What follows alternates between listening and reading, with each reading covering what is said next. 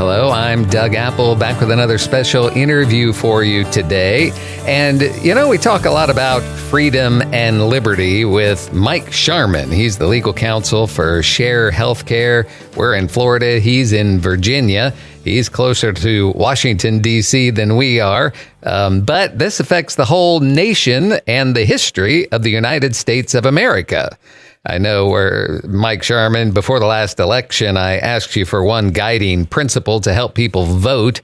And you had said something along the lines of vote for liberty and against tyranny. And I think you said we should really always vote for what leads to more liberty. So now when we look at the foundation of the United States and we think about the founders of the country and how they drew up plans for this government, a lot of times it can be tempting to think like, oh, that was so many years ago and it's so old-fashioned now. I mean, we don't wear powdered wigs, so how good could that government be that they drew up? But here's the thing, and I'll let you take off and run with this, Mike, but our government wasn't drawn up with the ideas of the 1700s. It was written with kind of this eternal awareness of the heart of humans, the heart of mankind, and it doesn't matter what year it is. So that's where checks and balances come in and the separation of powers comes in, knowing the heart of man, not because, oh, this works because it's 1780 or whatever, but because this is the way people are, and we have to draw up our government knowing this is human nature. So that's my ramblings to start things off. Mike Sharman, let me turn it over to you. Well, thanks, Doug. Those were pretty good ramblings. That was a very good setup and preamble and summary of our basis of our government. And I think it's important to go back to the actual foundation, even before powdered wigs. If we look at Isaiah 33:22, that's in the Bible. Isaiah 33:22, and it says, "For the Lord is our judge, the Lord is our lawgiver, the Lord is our king, he will save us." So why do I begin this discussion of our Constitution and the constitutional separation of powers by quoting not the New Testament, but the Old Testament in this Isaiah 33:22, "For the Lord is our judge, the Lord is our lawgiver, the Lord is our king, he will save us." Because if you look at that, those are our executive branches. The Lord is our judge, the judicial branch. The Lord is our lawgiver, the legislative branch. The Lord is our king, the executive branch. He will save us. So we know, even those who are just have a light view of or light knowledge of history, they know that our founders were very much aware of the Bible. They were very biblically literate. And they also knew that they were the first in all of history to found a nation based upon the Bible and biblical truth. That didn't mean they were setting up a theocracy. In fact, just the opposite. They were wanting to make sure they didn't have a theocracy, but because they were wanting to set up a government based on truth that would be the best for the individual and best for the general welfare, they knew they had to do it in accordance with God's truth. So instead of a monarchy, they wanted this checks and balances. They wanted this, let's call it a Trinitarian form of government of the judge, the lawgiver, and the king. But since we are set up as a constitutional republic, a democratic republic, a democratically chosen representative form of government, that king is in our secular government right now. That king is the executive branch, our president. But we do want to remember, as we are looking on and as we're choosing leaders and as we're asking leaders to do things, ultimately, above the judicial branch, the Lord is our judge. Above the legislative branch, the Lord is our lawgiver. Above the executive branch, the Lord is our king. And when any one of those branches does things contrary to the supreme ruler, God, it will not go well. But because God did know the sinful nature of man, we're fallen. We need checks and balances to keep us from ourselves. That he set up and he put into the minds of our founders this executive branch. So in the Constitution, which was the second organizational document of our American government, we had the Declaration of Independence, which declared us to be independent from a earthly king. But after that, we just had the Confederacy, the Confederation, and that did not work out well. It had way too limited a power for the federal government, so that nothing could really get done, and it didn't have enough connective tissue between the states. So they needed to do something else, so they had the Constitutional Convention, which then brought forth the document that we know as the Constitution of the United States, which is what we have now. Which, if your listeners don't know, that makes us the oldest government on the face of the earth. Wow. There are older nations, but they've had multiple governments and multiple constitutions saying who and what they are. I mean, their identity has changed over and over and over based upon, well, what does our Constitution say we are? What sort of form of government do we have? Ours is the oldest. We have this eternal-minded Constitution that, as you said in your setup, our founders knew that they wanted this to be able to handle who mankind is, not colonial mankind, not post-revolution mankind, but what mankind is. And mankind is always going to be going for power, but then mankind is also always in their heart of hearts yearning for God and God's truth. So that's what we have. So looking at that, it's interesting. You have Articles 1, 2, and 3 of the Constitution. And articles obviously are like chapter headings, let's say. The Article 1 is setting up the legislature. Article 2 sets up the executive. Article 3 sets up the judicial branch. So placement in a book, placement in the Constitution is important. So you notice the executive branch is sandwiched between, bookended by the legislative branch and the judicial branch. So this is very much in keeping with the colonial thought at the time that then became the revolutionary thought. They did not want a king that had too much power. But they also didn't want what would essentially be like the Privy Council that had ruled in England and Great Britain at that time, that had just so much authority of you can do this, you can't do that, you can do this, you can't do that. You want to go to America, you have to ask the Privy Council. You want to set up a new tailor shop, you have to ask the Privy Council. They didn't want that. And then they also didn't want the Star Chamber type of things of a judicial branch that really unchecked could take away anybody's rights and take away their property, take away their marriages. They wanted them to have checks and balances, recognizing that the Lord is our judge. The Lord is our lawgiver. The Lord is our king. So each one of these branches had to be created and managed in keeping with God's eternal truth, even for those who didn't believe in a sovereign God, that truth still applied over them. So Article 1, Section 1 says, all legislative powers herein granted shall be vested in a Congress of the United States, which shall consist of a Senate and House of Representatives. Pretty straightforward. All legislative powers. So what's that mean? Well, if there's going to be any rule set over us, any law set over us, it had to be done by Congress. And Congress itself had checks and balances. It had the House and it had the Senate, each of which was a check and balance against the other.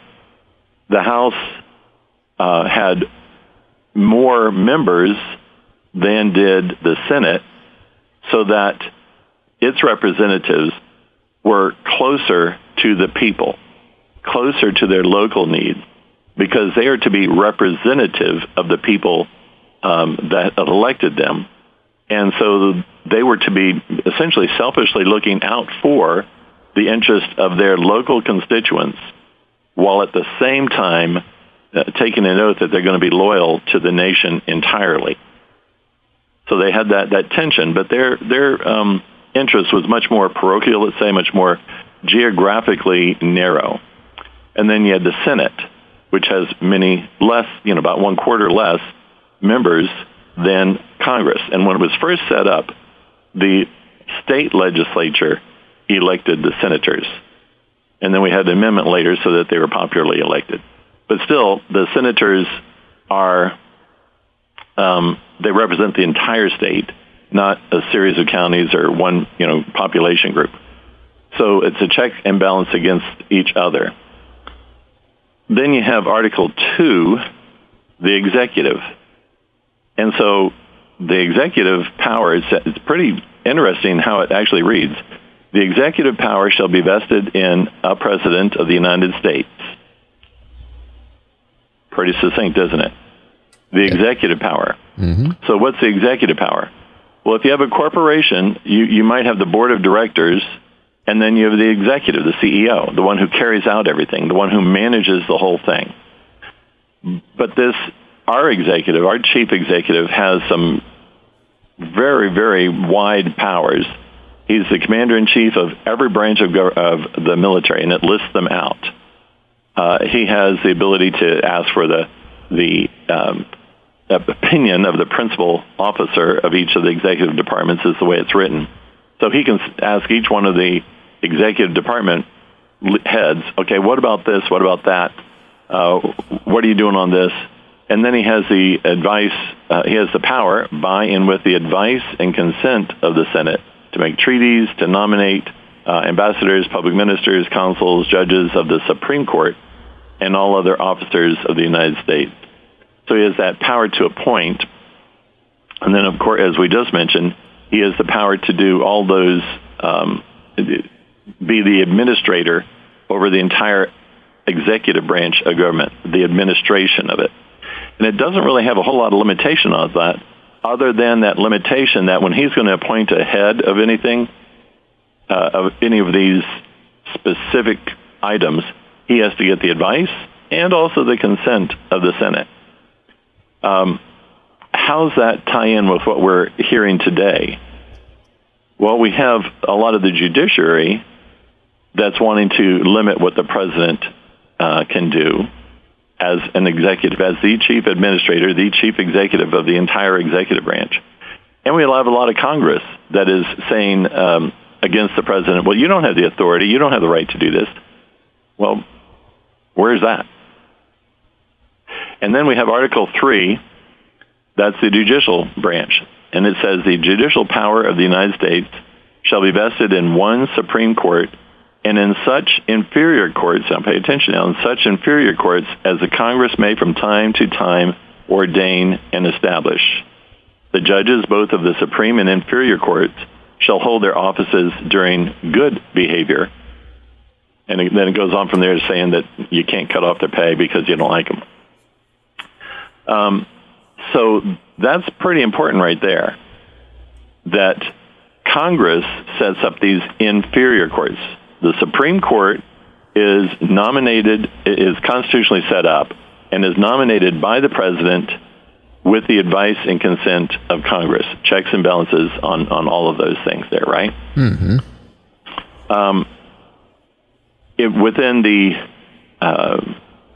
Within the congressional grant of authority, within that Article 1, it lists out what Congress's powers are, which are pretty limited. They've gone way beyond their expressed powers.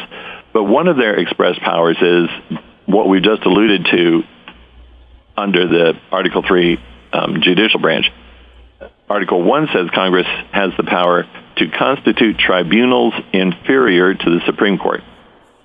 They constitute those inferior ones. I mean, that means they're the ones who set up the federal trial court judges and trial courts. They're the ones who set up the Federal Court of Appeals. And they can set them up any way they want. Or they can abolish them any way they want. You know, one thought is the D.C. federal courts have been famously the ones that expand and contract the executive branch. They also are famously the ones that are particularly liberal, let's say, that want to expand the authority of the executive branch bureaucrat and restrict the authority of the federal branch president. Well, Congress can deal with that by saying, oh, we're going to abolish the D.C. federal courts. We're going to let D.C. handle its own crime. And all this other nonsense about all bureaucratic challenges have to go to the D.C. court? No, we're not doing that anymore. We're just abolishing it. We're going to put it back to, if you're in Kansas and you have a challenge against the agricultural department, or you have a challenge against the president because of something he's done that you say is contrary, well, then you go to your federal court in Kansas. If you're in Maine and you have a problem with, let's say, NOAA on the National Oceanic Atmosphere Administration, and you want to challenge them, well, you go to a Maine court, a Maine federal court for that. Remember, Congress has the authority to do everything related to these inferior courts other than nominate their judges. The president has that authority, but then they have the advice and consent. But that doesn't mean that court even needs to exist. Our current Congress, if they think that there's, we heard a lot about packing the Supreme Court. Well, that can be done, but it would really upset quite a lot of things.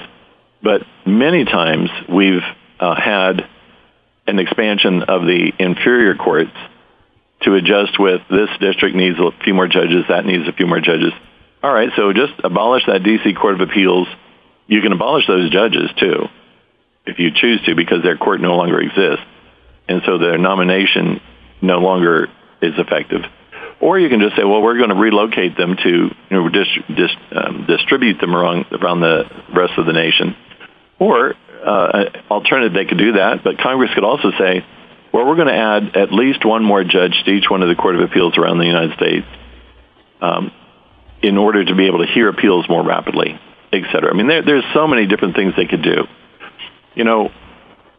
On this issue of judicial authority, any judge, whether he's a municipal judge, state judge, lower court, federal judge, Court of Appeals, they have to have three different types of jurisdiction. They have to have subject matter jurisdiction. That is, what is brought before them is within the subject matter for which they have authority to rule. You can't, in most municipal judges, you can't take a partition suit of real estate to them because they don't have authority. And on and on and on. The federal courts that we're hearing so much in the paper about, the federal courts can only deal with federal issues. They can't deal with an exclusively local issue. They can't deal with a state issue. They can't deal with an issue that has no, for which they have no authority. Let's just say that. So that's the subject matter jurisdiction. Personal jurisdiction means they have to be able to get jurisdiction over that person that is being brought before the court. Otherwise, they can't rule and enforce their rule. And then the one that is the trickiest right now on what we're seeing on the push and pull me between the president and a lot of these lower trial court federal judges is the issue of geographic jurisdiction. I mean, if you're a D.C. Federal trial court judge, or if you're one in Louisiana, federal trial court judge, or if you're one in New Jersey, federal trial court judge, how do you get to have authority over the entire globe? How can you have your court order, particularly an intermediate court order, have authority vastly beyond the geographic realm that you are appointed to? So it sounds like you're referring to something specific. What are you referring to? Well, right now there's the controversy about one judge who's telling the federal trial attorneys, well, you need to bring that airplane back that's taking the terrorist gangs to El Salvador, taking them out of the nation because they're illegal aliens. They've been identified as a terrorist organization, Trinidad Aragua. So that's one particular one. But there's, right now, President Trump has more injunctions against him than President Biden did during his entire 4 years. And they're brought by very few, very selected judges who are trial court judges, federal trial court judges, who were appointed to a federal court bench in a very narrow, small area. And they're trying to make their injunctions national. They're trying to make their injunctions international. Using the example of the judge that had wanted to order the planes back that were taking away, I think it was 281 of the gang members, and sending them to El Salvador because their home nation would not take them. Venezuela wouldn't take them. So El Salvador is going to be a rent-a-room prison for us. And the trial court judge, even though it was not the subject at issue, ordered them to bring those people back. Ordered them not to deport anymore, which he doesn't have that authority. You can look through the Constitution, and he doesn't have that authority. Congress has the authority to set up the rules for migration and importation of people, is what it's called, and set the rules, uniform rules for naturalization. Congress has that. The president has the authority over all the executive branch, remember? He has the authority to administer things. So Congress has said, you don't get to be in our country unless you are a citizen or you've legally come here. So the president is supposed to administer that law. And he did. And he also has the authority to declare that these are terrorist organizations, which he had. So this trial court judge during the hearing just said, well, if there are any in the air right now, you have to bring them back. Well, one, and now days later he was having a hissy fit because he learned they had continued on flight and landed in El Salvador, and those people were in prison. Okay. Well, he might be angry about that. He might be disturbed. He has obviously different opinions than the president does, or Congress, or the American people, who that's exactly what they voted for. But he didn't even give that federal trial attorney, the U.S. government attorney who was in trial, and he was telling him, you need to do this, stop these flights. Well, he didn't even hold a recess for that guy to be able to do it. And by the time that hearing was over, those flights had gone on. Now, also, courts, this is the way rules and laws or judges' orders are interpreted. You can rule from the bench. You can say something from the bench. But it has no force and effect unless it is reduced to a written order. All right, the written order that came out of that hearing was what's called a minute order, meaning just one that is a very small order, very short, just to let folks know what occurred and what were the rulings of that hearing. Well, there was nothing in that minute order about bring that plane back. That was just an on-the-bench statement by the judge who didn't give the other side an opportunity to, let me run out to get my cell phone, go out into the hallway, call the attorney general or whoever. Yeah, and order him back. Okay, so that's a problem. He didn't even, the judge's own order didn't say that.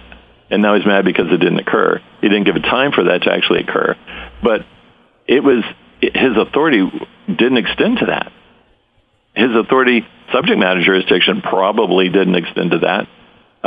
It might have, because he is supposed to interpret federal law. So he could have, that might be. But that really wasn't what was before him anyway. What was before him is, what about these named individuals who are in this? And then he went way beyond that. And then particularly, though, for him and so many of these other judges who are issuing these national and international injunctions, where's the geographic jurisdiction? I mean, a federal trial court judge has a very limited, very small geographic jurisdiction. But if he makes a ruling in that, if he's the only judge in that area, which is rare, most federal trial courts have multiple judges. Well, one judge in that area can make a separate ruling from the other on the same subject matter in a different case. And it doesn't mean that either of them is precedent. They'll look at each other, look at each other's rulings and say, well, my fellow colleague on the bench in our district said this. But that doesn't mean they have to go along with it. So that geographic jurisdiction is very important. and the fact that none of their orders are precedent, none of their orders bind that area to do anything. It only binds the few individuals that are before them, and then it only binds them for that small geographic area. All right, though, so if somebody wants to go up on appeal, they next go up to the next level, a court of appeals, First Circuit, 10th Circuit, Ninth Circuit Court of Appeals. So you have a federal district, which is very small. That's that trial court. So it's only that district that judge, a trial court judge, has authority over. Then when it goes up to the Circuit Court of Appeals, a federal Circuit Court of Appeals, they can look at it, look at the law, see if the facts were applied appropriately to the law, and make a ruling, which is then precedent, but only for their circuit. Only for that circuit of cases that they are geographically over. And everybody's just blowing right past all these basic principles of checks and balances. Mm-hmm. And then the Supreme Court will take cases. Most of the time, the reason they take a case is there's a difference of opinion between the circuits. That the First Circuit might say something on a particular subject area, and the 10th Circuit says something else. So the Supreme Court, which is the only one that has national precedential value and has the geographic jurisdiction for the entire nation, is the Supreme Court.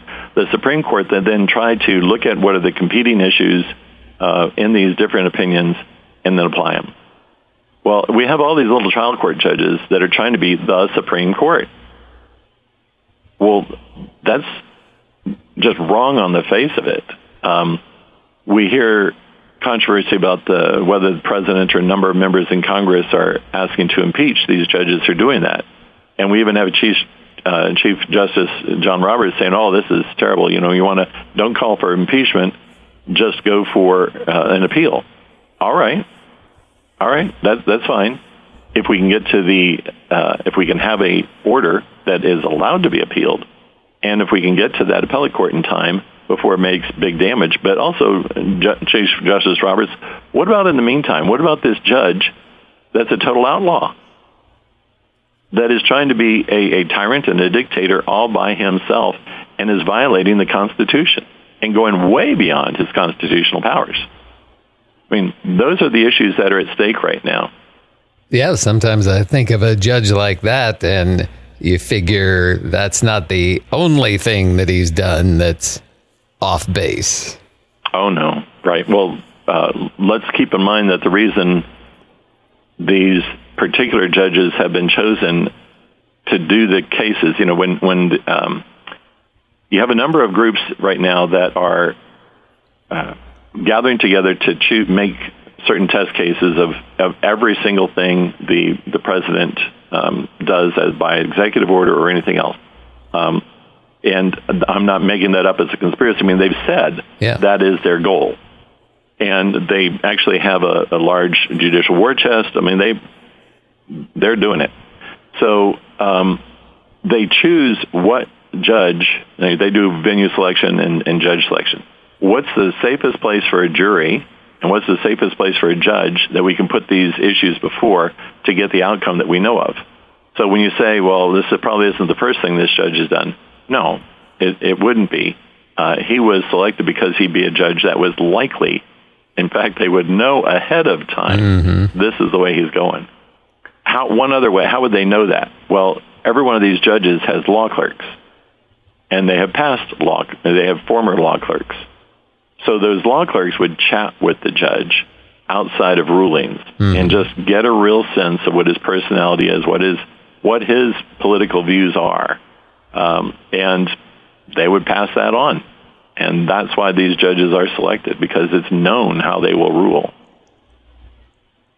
So wouldn't you say that it's probably good for people to be questioning Trump's decisions because that's part of the checks and balances? Sure. And we're very recently from the time in which people really looked at it and made a decision, which was otherwise known as our election day. And he won in every one of the swing states. They're called swing states because they're kind of undecided about which political way they're going. And they look at the policy and personality of the one that they're going to be electing as judge. And so every one of those swing states made the decision that I agree with what President Trump is saying. then we have the check and balance across our nation of every person who's eligible to vote gets to vote. And so President Trump won the popular vote. And so we had that many people look at what he was doing and decide, yeah, we like that, because what he is doing now is what he said he was going to do. He told people he was very transparent about it.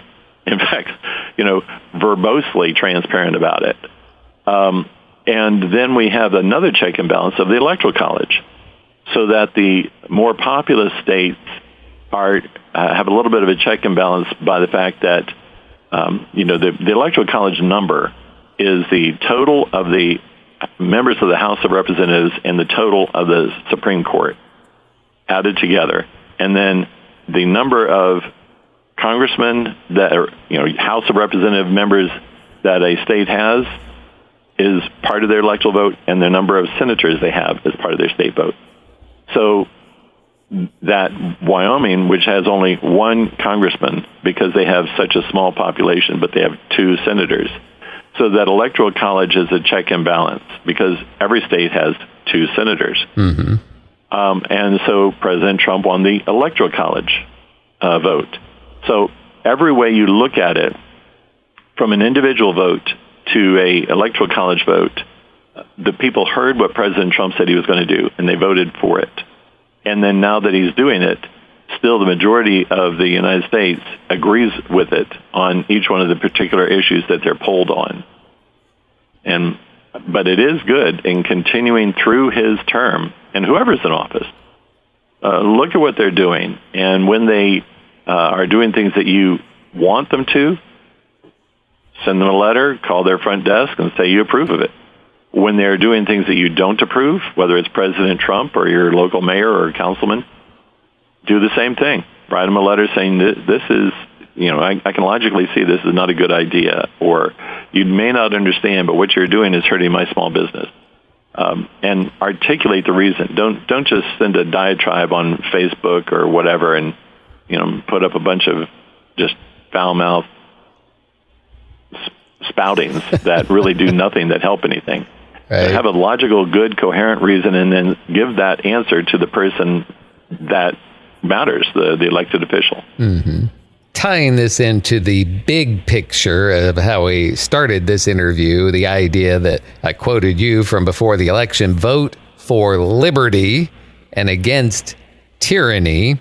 So we kind of really got into the nuts and bolts of the way the nation is set up.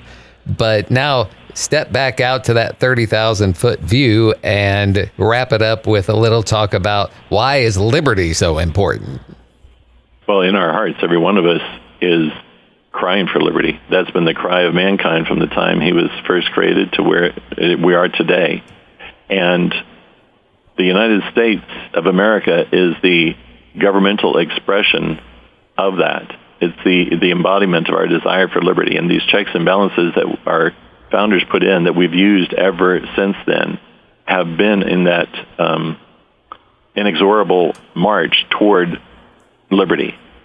Not just for us, but for all people. We're presenting liberty around the world also just by what we're doing. When you look go into an urban area, go to an urban shopping mall, go into a suburban shopping mall, go into a rural one, and you're going to see the same demographics that are all around the world. You're going to see black, white, yellow, red. You're going to see people from all sorts of nationalities. If they're white, they're from all sorts of different places. If they're black, they might be from Cuba, they might be from Venezuela, they might be from Puerto Rico, they might be from Haiti, they might be from Africa. So on and on and on. You see an Oriental, they might be Korean, Japanese, Chinese. We have everybody in the United States right here. So how come we, even though we have the same demographics the rest of the world has, and there's deserts around the world, there's mountains around the world, there's oceans around the world, how come our areas of mountains and deserts and prairies and oceanfront, how come they're more blessed than any of the others?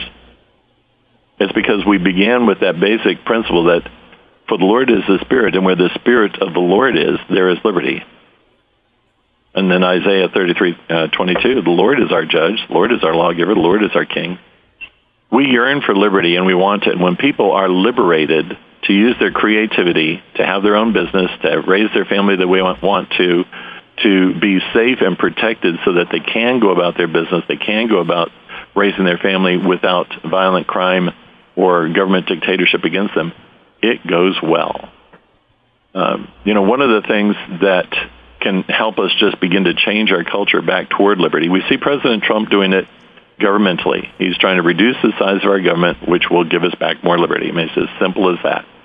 If we have to pay less for government, we get to keep our money and do what we want to with it for our business, our employees, our families, etc. We'll have less government workers telling us what to do. I mean, it's pretty straightforward. Reduce government, you get more liberty. One of the other culture ways we can do it, you introduced me as the General Counsel of Share Healthcare, is to have entities like Share Healthcare that gives us more liberty of what we want to do in our choice of things and what we want to do with our money. So Share Healthcare is a 501c3 ministry. It's a Christian ministry. Our ministry is helping Christians who are the members of Share Healthcare to share one another's medically necessary medical expenses. So we have that liberty and that choice to be able to do that. And because we are outside of government control, as a healthcare sharing ministry, we are free from the bonds of Obamacare, the Affordable Care Act. Since we're not insurance, we're freed from those chains of regulation at the state level as insurance. We're not insurance. So we're just a Christian ministry that helps people across denominations, across the United States, and actually around the world to share one another's medical expenses. Because we try to do it in a biblically appropriate way, a Bible-honoring, God-honoring way, it becomes much less expensive. Right now, the cost for an employer-provided health insurance across the nation, the average cost, is $2,600 a month. $2,600 a month for health insurance that an employer might provide for somebody. For Share Healthcare, the same family of four, is $349 a month. That's an enormous difference. I mean, that's practically a mortgage payment difference. Well, how can we do that? Well, because our administration of our entity, Share Healthcare, we very much are following Isaiah 33:22 in how we set it up, how we operate it, how our members set up their lives, how they operate it. The Lord is our judge. The Lord is our lawgiver. The Lord is our king, and we know He will save us. Well, amen to that. A lot of good material. That is Mike Sharman, the legal counsel for Share Healthcare. If Share Healthcare sounds like a breath of fresh air for you and your family, you can look them up on their website, sharehealthcare.com, or call toll-free 1-844-SHARE-HC. Just check into it and see. You can run the numbers. You can compare the situations and see, is this something that will bring more liberty to you and your family? And for Wave 94, I'm Doug Apple.